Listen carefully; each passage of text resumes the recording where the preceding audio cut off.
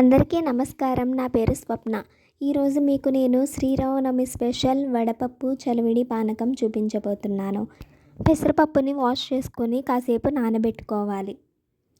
ఇలా నానబెట్టుకున్న పెసరపప్పుని పక్కన పెట్టుకోవాలి. ఇప్పుడు చలిమిడికి బియ్యం పిండి తీసుకుని అందులో కొంచెం బెల్లం పొడి వేసుకోవాలి. బెల్లం పొడి వేసుకున్న తర్వాత కొంచెం వాటర్ యాడ్ చేసుకొని ముద్దలా కొంచెం కొంచెంగా కలుపుకోవాలి. బెల్లం అంతా బియ్యం పిండిలో బాగా కలిసే విధంగా కలుపుకొని ఈ చలిమిడిని పక్కన పెట్టుకోవాలి.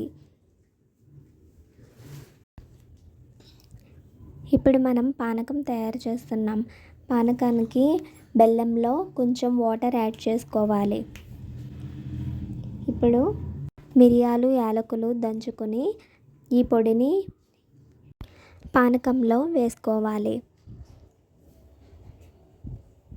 వేసుకున్న తర్వాత బెల్లం అంతా బాగా కరిగే విధంగా ఈ పానకాన్ని కలుపుకోవాలి.